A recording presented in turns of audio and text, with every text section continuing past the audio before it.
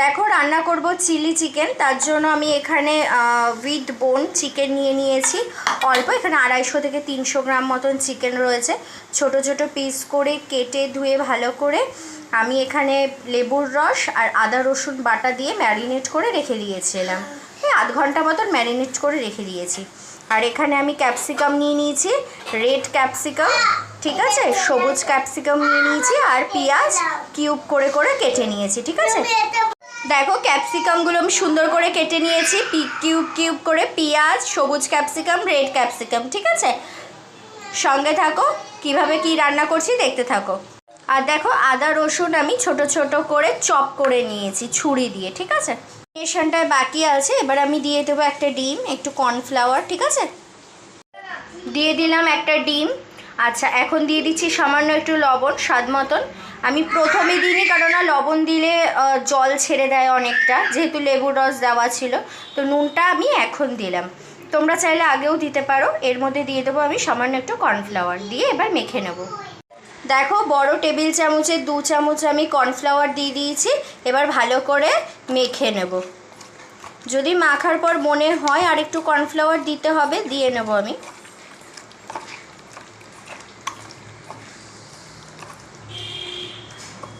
দেখো গোলাটা জাস্ট এরকম হয়েছে, আর একটু কর্নফ্লাওয়ার আমাকে দিতে হবে।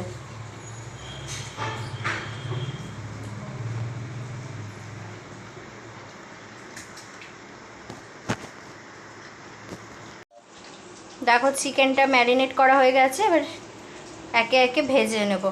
কড়াইতে তেল গরম হয়ে গেছে, এবার এক এক করে ভেজে নেব। দেখো লাল লাল করে ভেজে তুলে নিয়েছি, ঠিক আছে, তুলে নিই। দেখো ওই তেলেই দিয়ে দেব কাঁচা লঙ্কা কুচি,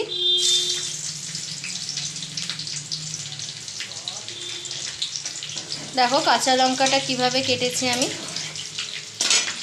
এবারে দিয়ে দেব আমি ক্যাপসিকামগুলো, রসুন আর আদা কুচিটা দিয়ে দেব।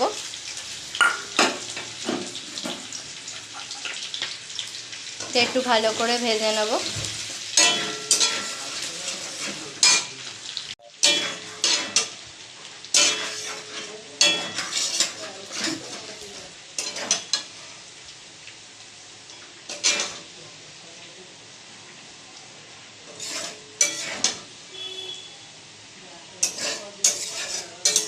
রসুনটা ভাজা হয়ে গেছে, এবার ক্যাপসিকামগুলো দিয়ে দেবো, ক্যাপসিকাম আর পেঁয়াজ।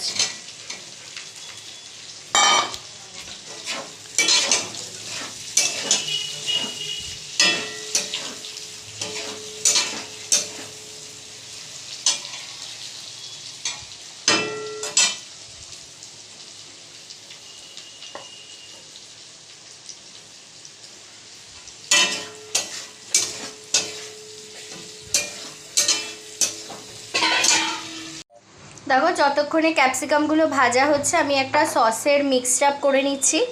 এর মধ্যে দিলাম আমি রেড চিলি সস, ঠিক আছে। এবার দিয়ে দেবো টমেটো কেচাপ,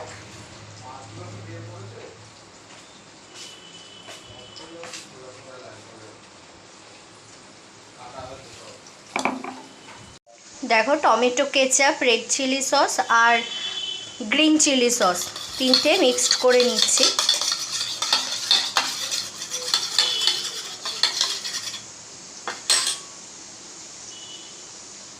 ভাজাটাও আমাদের এখানে হয়ে গেছে, এবার সসগুলো দিয়ে দেব, আর দিয়ে দেব একটু সয়া সস, ওকে, দিয়ে ভালো করে মিক্সড করে নেব। দেখতেই পাচ্ছ কত সুন্দর কালারটা এসছে।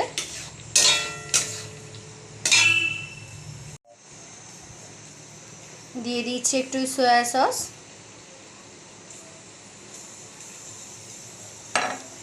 এবার নাড়িয়ে চাড়িয়ে নেব। কি সুন্দর কালারটা এসছে দেখো। দেখো ভাজা চিকেনগুলো দিয়ে একটু গ্যাসটা, দেখো আমার চিলি চিকেনের থিকনেসটা একদম ঠিক আছে, তাই জন্য আমি আর কর্নফ্লাওয়ার গুলে দিলাম না, ব্যাস নামিয়ে নেব। দেখো এই হচ্ছে চিলি চিকেন।